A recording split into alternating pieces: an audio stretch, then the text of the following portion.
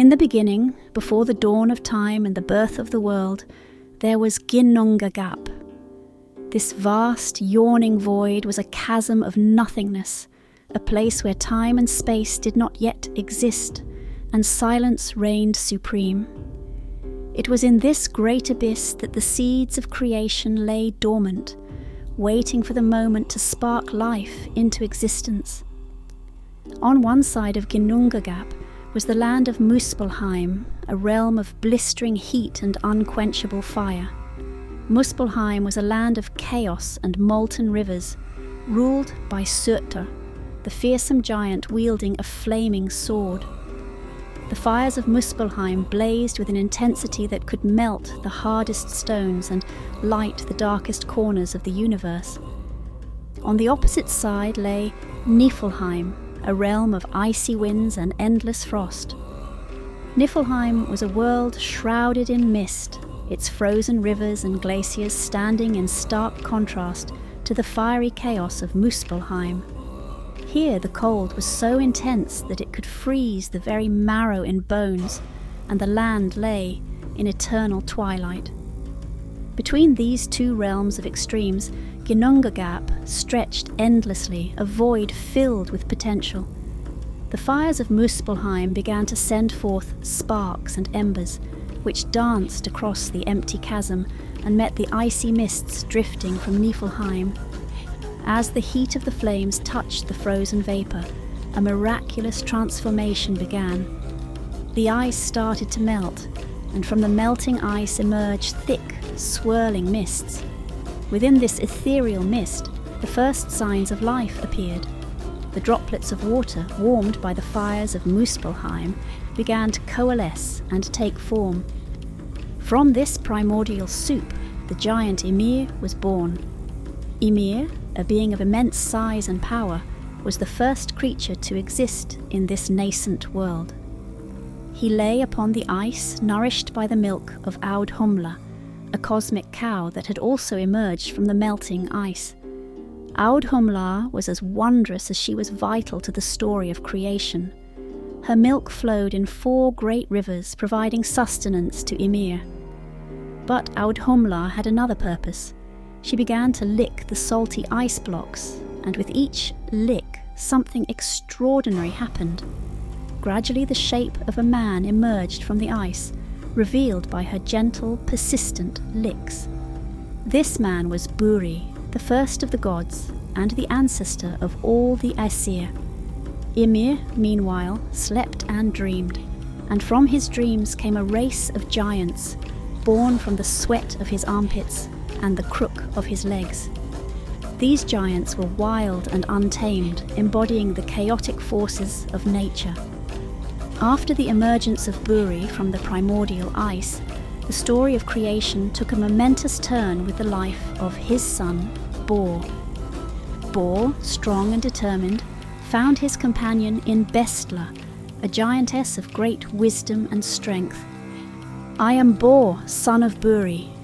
I seek knowledge and a companion to bring order to this chaotic world," said Bor to Bestla. And Bestla responded with, "I am Bestla, daughter of Bolthorn. I see the potential in the cosmos and the need for balance. Together we can shape this world. Let us forge a legacy that will reshape the universe," said Bor. Together they forged a lineage that would change the cosmos forever. Bor and Bestla's union was blessed with 3 powerful sons, Odin, Vili, and Ve. These brothers grew with a keen sense of destiny, understanding that they were meant for greatness. Odin, the eldest, possessed a deep wisdom and an unyielding will. Vili, the second, was known for his keen mind and understanding. Ve, the youngest, was brave and resourceful. As the 3 brothers matured, they became increasingly aware of the chaotic giant, Ymir, whose immense presence threatened the nascent order of their world. Odin approaches his brothers with a plan. "Brothers, Ymir's chaotic presence threatens the balance of our world. We cannot allow this disorder to persist," he said. "Only by overcoming Ymir can we establish a stable and ordered world. responded Ve, with which Vili stated, "Together we have the strength and determination to defeat him. Let us confront this primordial force and reshape the cosmos." With courage and determination, Odin, Vili, and Ve devised a plan to slay Ymir. The battle was fierce and intense, a clash of raw elemental power against the burgeoning will of the gods. The brothers fought valiantly, and finally, with a decisive blow, they brought down the colossal giant. From Ymir's enormous body, the brothers began to craft the world.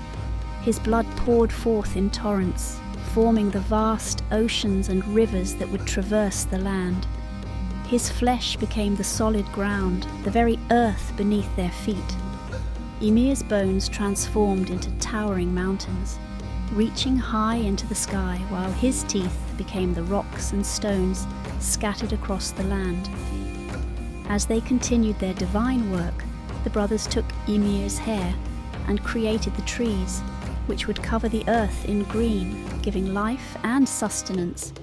Finally, they lifted Ymir's skull high above, and from it they fashioned the sky, the dome of the heavens, held aloft by 4 sturdy dwarves at the cardinal points. Through their combined efforts and unwavering resolve, Odin, Vili, and Ve had transformed the chaos of Ymir's body into a structured and vibrant world, a testament to their strength and vision. This new world, born from the sacrifice of Ymir, became the stage upon which the grand saga of gods, giants, and mortals would unfold, forever shaped by the hands of Bor's descendants. From the remnants of Ymir's colossal body, Odin, Vili, and Ve continued their work, shaping the world with purpose and precision. They decided to create a realm specifically for humans, a place that would be known as Midgard. This new world would be nestled in the heart of the cosmos, a safe haven amidst the wild and untamed forces of the universe. To protect Midgard, the brothers constructed a mighty barrier from Ymir's eyebrows. This barrier formed a protective ring around the realm, shielding it from the chaotic giants and other dangers that lurked beyond. Within this fortified enclosure, Midgard flourished, becoming a fertile land of forests, rivers, and mountains, ready to be inhabited.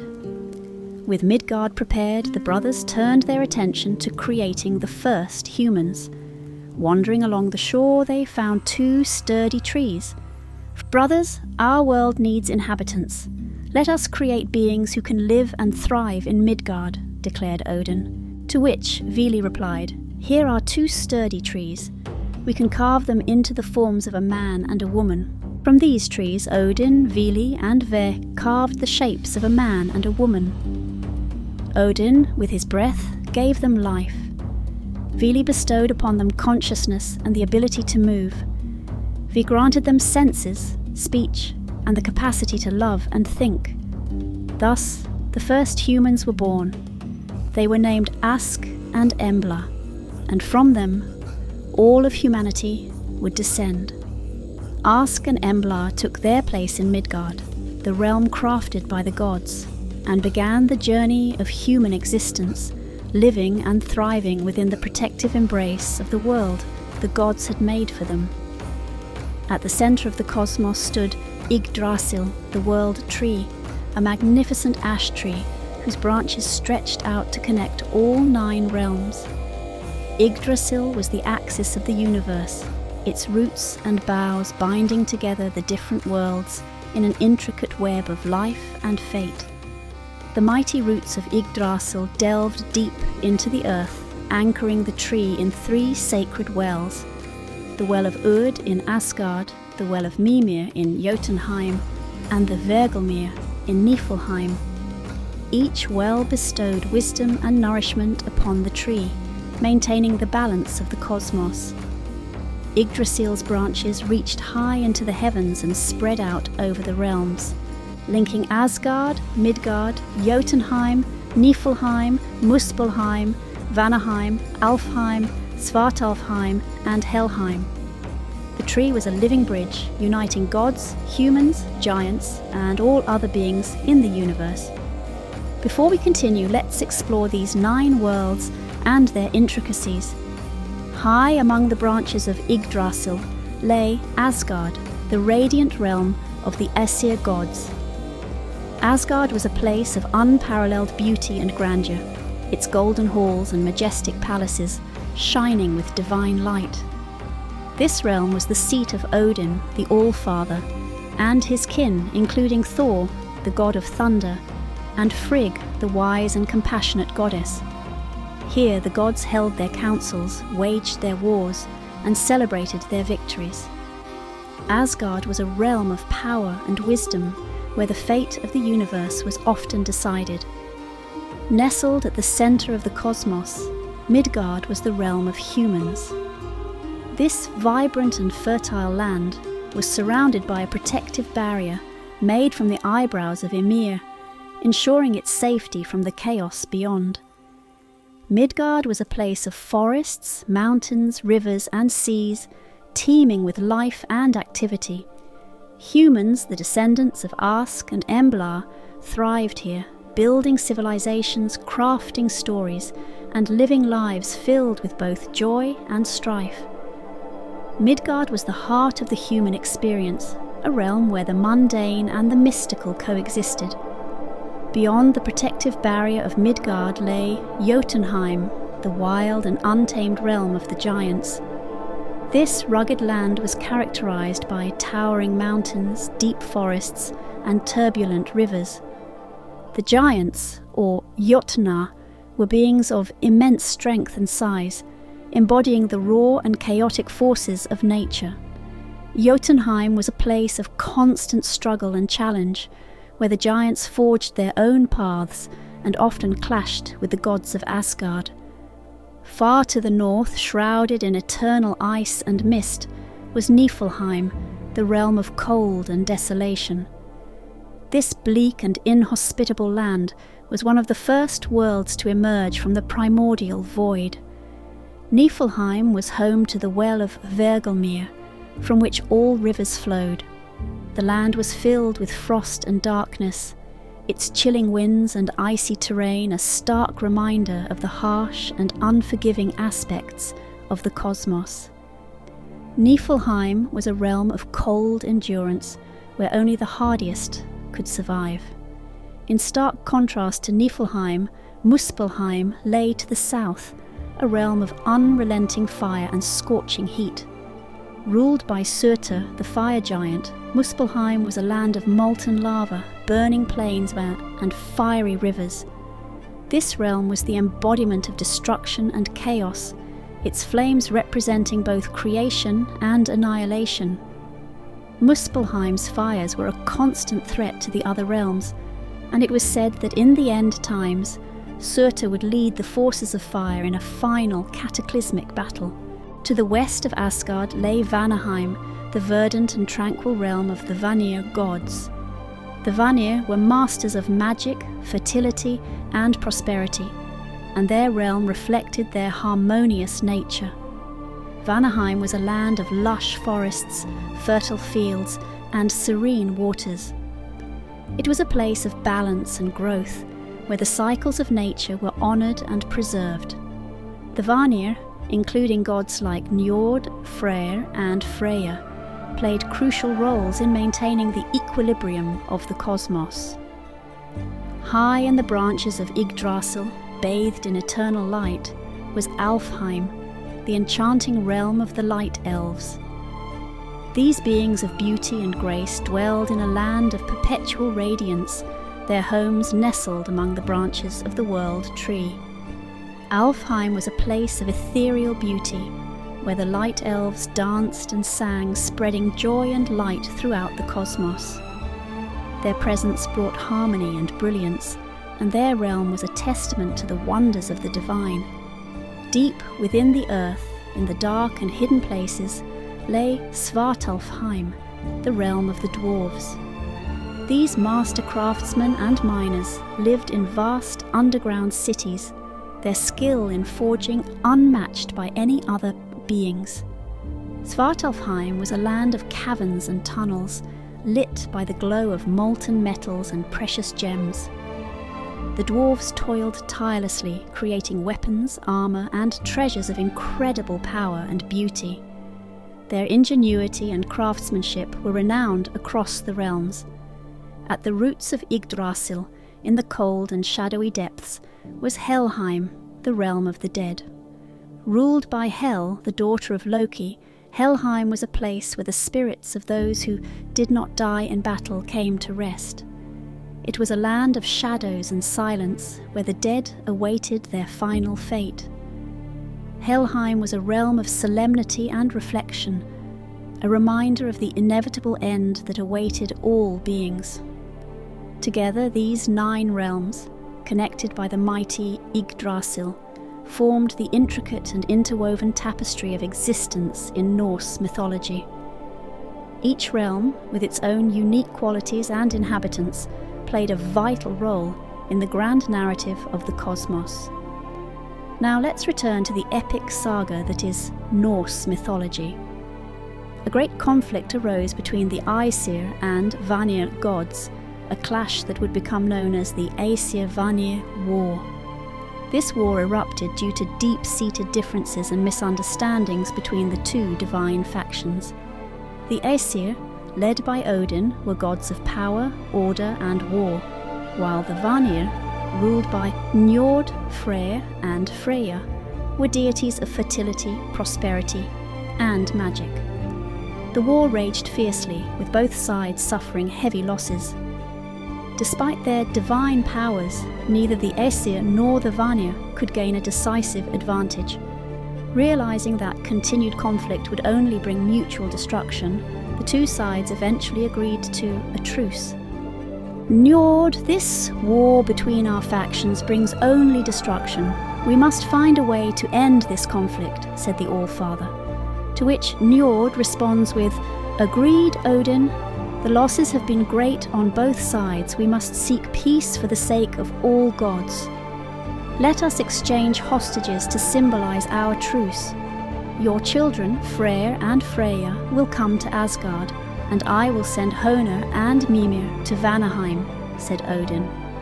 "This exchange will strengthen our bond and foster unity between the Aesir and Vanir," was Njord's response. This exchange fostered a lasting bond between the two groups, leading to a unified pantheon. In the aftermath of the war, the Aesir sought to fortify their realm of Asgard against any future threats.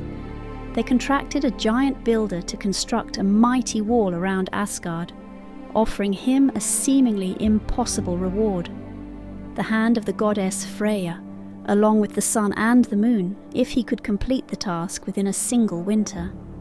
Confident that such a feat was beyond the giant's capabilities, the Aesir were shocked when he agreed and began working at an astonishing pace, aided by his powerful stallion, Svadilfari. As the winter drew to a close, it became clear that the giant might succeed. Odin muses, "Winter ends soon, and the giant is close to finishing the wall. We cannot let this happen," to which Thor responds with, "His steed, Svadilfari, is the key to his progress. We must find a way to stop them." The sly Loki comes up with a brilliant idea. "Leave it to me. I have a plan that will ensure the giant fails. What do you propose, Loki?" said the All-Father, and Loki responds with, "I will transform into a beautiful mare and lure Svadilfari away from the construction site. Without his steed, the giant will not be able to complete the wall in time." The giant, deprived of his steed's assistance, failed to complete the wall in time. Outraged by the deception, the giant revealed his true nature as a frost giant. Odin and the Aesir quickly dispatched him, ensuring the safety of Asgard. Meanwhile, Loki, in his mare form, had an unexpected consequence of his trickery. He gave birth to an extraordinary foal, Sleipnir, a magnificent horse with 8 legs. Sleipnir grew to become the fastest and most powerful steed in all the realms, and Odin took him as his own mount, riding him across the cosmos. Thus, through cunning and wit, Asgard's walls stood tall and secure, and Sleipnir became a legendary part of the gods' saga, The tale of the theft of Idun's apples begins with Loki's cunning mischief. One day Loki, the trickster god, encountered the giant Thjazi, who demanded a favour in exchange for Loki's life. To save himself, Loki agreed to lure Idun, the guardian of the apples of immortality, out of Asgard. He convinced Idun to venture beyond the safety of the realm, promising her more exquisite apples. Once outside, Thjazi, in the form of a giant eagle, swooped down and seized Idun, carrying her off to his distant lair. Without Idun's apples, the gods began to age, their vigour and strength waning. Desperate, they demanded that Loki rectify his betrayal. Under duress, Loki transformed into a falcon and flew to Thjazi's abode. There he found Idun and turned her into a nut, carrying her back to Asgard in his talons. The furious Thjazi pursued them, but the gods set a trap and killed the giant upon his arrival in Asgard, restoring Idun and her precious apples to their rightful place. Next, the binding of Fenrir tells of the monstrous wolf Fenrir, born of Loki and the giantess Angrboda. Fenrir grew rapidly, his size and strength becoming a grave threat to the gods. Fearing his potential for destruction, the gods decided to bind him. They tried with various chains, but Fenrir broke each one with ease. Finally, they sought the help of the dwarves, master craftsmen who forged Gleipnir, a magical ribbon made from 6 impossible things: the sound of a cat's footfall, the beard of a woman, the roots of a mountain, the sinews of a bear, the breath of a fish, and the spittle of a bird. Despite its delicate appearance, Gleipnir was unbreakable. The gods coaxed Fenrir into testing it by appealing to his pride. Sensing a trick, Fenrir demanded one of the gods place their hand in his mouth as a gesture of good faith. The brave god Tyr volunteered, knowing the cost. Once bound by Gleipnir, Fenrir realized the deception and bit off Tyr's hand. Though enraged, Fenrir remained securely bound, and the gods tethered him to a great rock, ensuring he could not harm them. Baldur's death marks a somber turning point, foreshadowing the cataclysmic events of Ragnarok. Baldur, the beloved god of light, joy, and purity, was adored by all the gods and mortals alike. His radiance and goodness made him a beacon of hope in the divine realms. However, despite the love he inspired, a dark shadow loomed over his fate. It began with a chilling prophecy foretelling that Baldur's death would herald the onset of Ragnarok, the end of the world. Loki, the trickster god, harboured envy and malice towards Baldur. Knowing that Baldur was impervious to all forms of harm due to the god's enchantments, Loki devised a cunning plan. He tricked Baldur's blind brother Hoder into participating in a seemingly harmless game. The gods had been amusing themselves by throwing various objects at Baldur, all of which bounced off harmlessly. Loki fashioned a spear from mistletoe, the only plant not sworn to spare Baldur, and presented it to Hoder under the guise of a friendly gesture. Unaware of the malicious intent behind Loki's gift, Hoder threw the spear, guided by Loki's hand. The mistletoe spear struck Baldur, and with an unforeseen finality, the beloved god fell lifeless to the ground. The heavens erupted in mourning, the once bright world now shrouded in darkness and grief. Baldur's death was not merely a personal tragedy, but a grim omen that the end of days was approaching.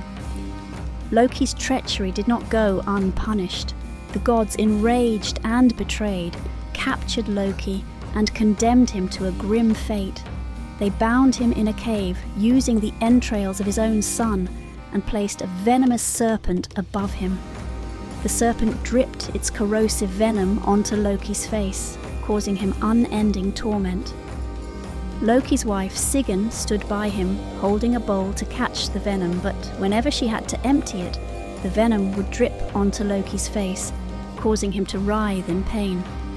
Loki's suffering was a testament to the god's desire for retribution, a punishment that mirrored the chaos he had sown. Thor, the thunder god, wielded Mjolnir, his mighty hammer, which was not only a symbol of his immense power, but also a crucial weapon for protecting the realms from giants and other threats. However, one fateful day, Thrym, a giant known for his cunning and greed, stole Mjolnir and hid it away. Thrym demanded an outrageous ransom, Freya, the goddess of love and fertility, as his bride in exchange for the return of the hammer. Determined to retrieve his weapon and prevent disaster, Thor concocted a daring plan. Disguised as Freya, he donned a bridal veil and a gown. Loki accompanied him, disguised as Freya's maid. The two gods ventured into the giant's stronghold, where Thor, in his feminine guise, was met with disbelief and mockery.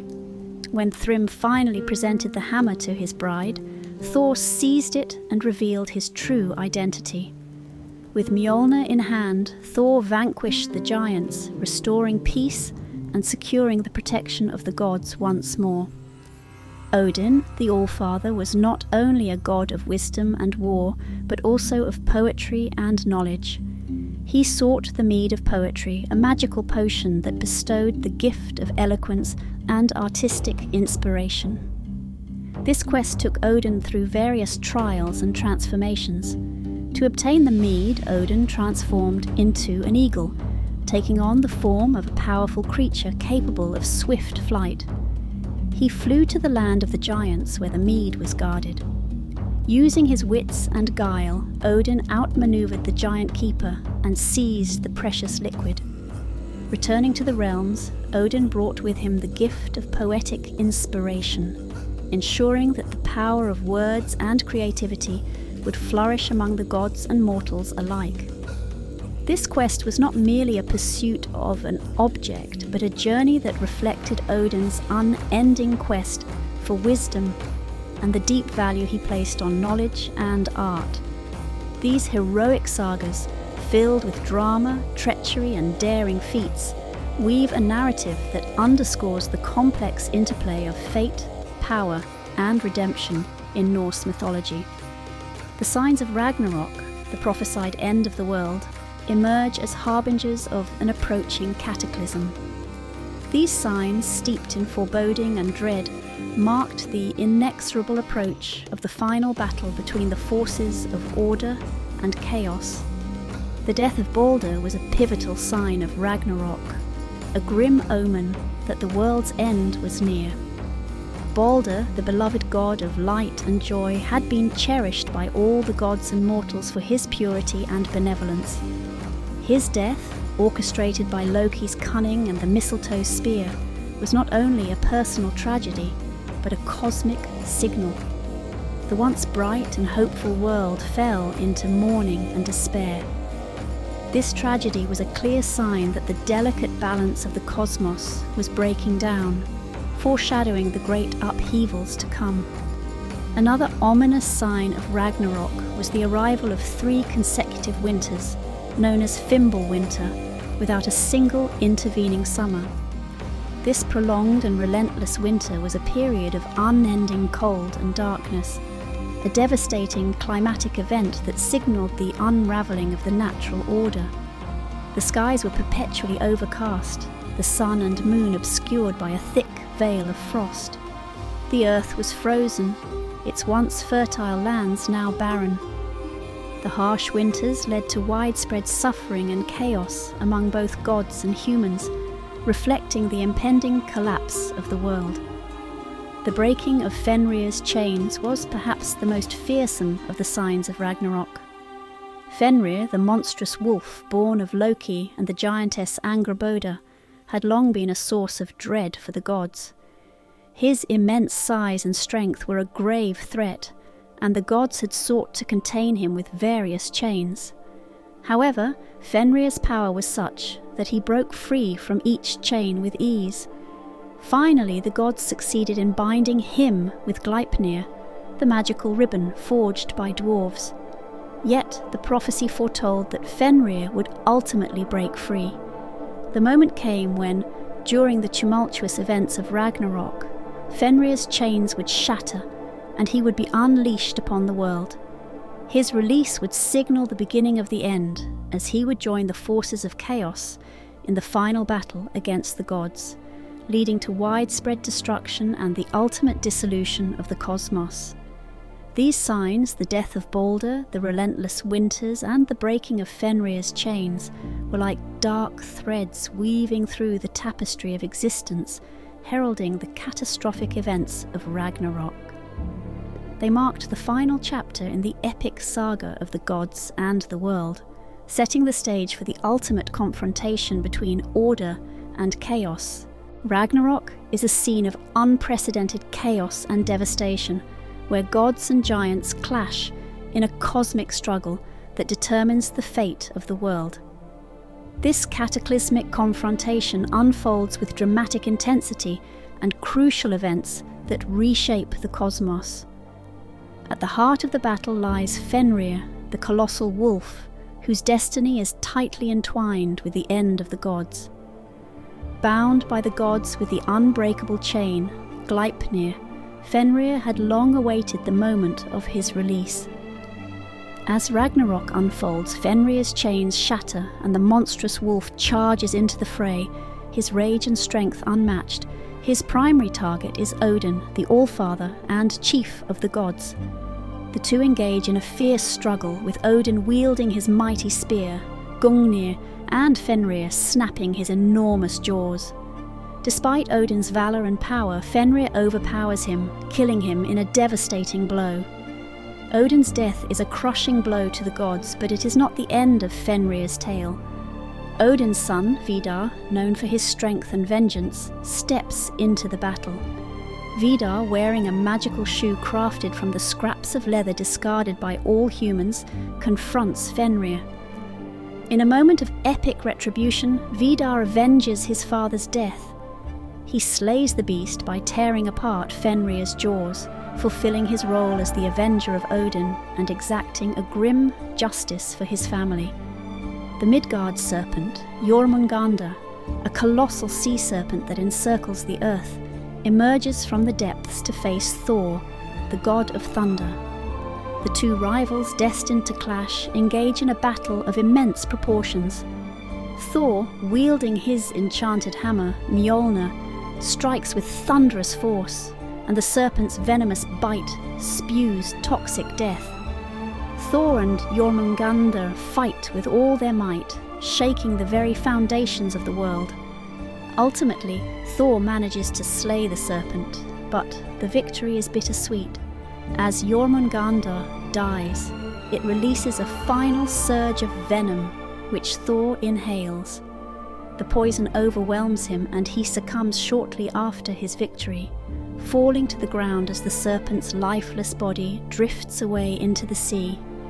Loki, the master trickster, is locked in a fatal duel with Heimdall, the vigilant guardian of the Bifrost Bridge.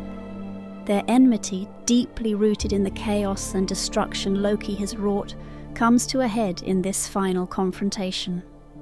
The battle between the two is fierce and brutal, each striking with deadly intent. Loki, embodying the forces of chaos, and Heimdall, embodying divine order, clash in a struggle that represents the ultimate conflict between creation and destruction. In their final moments, they each deal the fatal blow to the other. Loki and Heimdall fall simultaneously, their deaths symbolizing the end of an era and the destructive consequences of their eternal conflict. As the battle rages, Surtur, the fire giant, emerges as a harbinger of absolute destruction. With his blazing sword, Surtur leads his fiery legions in a devastating assault. Frey, the god of fertility and prosperity, faces his own tragic end in the turmoil of Ragnarok. He engages in combat with Surtur, the fire giant, wielding a sword that is said to be his primary weapon. However, Frey is doomed to fall as he is unarmed, having given away his magical sword in a previous act of sacrifice. The battle is fierce, and despite his valiant efforts, Frey is defeated by Surtur, who brings down the fiery destruction upon the world. The fire giant's wrath is all-consuming, spreading fire and devastation across the realms. As he wields his sword, the sky and earth ignite, and the cosmos is consumed by a searing conflagration. Surtur's fiery onslaught marks the climax of Ragnarok, as the world burns and the structures of reality are dismantled by his overwhelming power. As the tumult of Ragnarok reaches its zenith, the death of the gods marks the profound and tragic climax of the mythological saga. In a series of cataclysmic events, the once mighty and revered deities of Asgard meet their fates in a grim and poignant finale. Their demise signifies the end of an era and the collapse of the old order, paving the way for the world to be consumed by fire and chaos before it is reborn in a new cycle of existence. In the aftermath of Ragnarok, the end of the world, a new chapter begins with the rebirth of the cosmos. The world once consumed by fire and chaos emerges anew from the depths of the sea and from the ashes of destruction. A fresh era of hope and renewal unfolds. As the flames of Surtur's inferno subside, the once fiery and ravaged earth is cleansed and transformed. The seas recede, revealing a rejuvenated land. The scorched remnants of the old world are washed away, leaving behind a pristine, fertile landscape.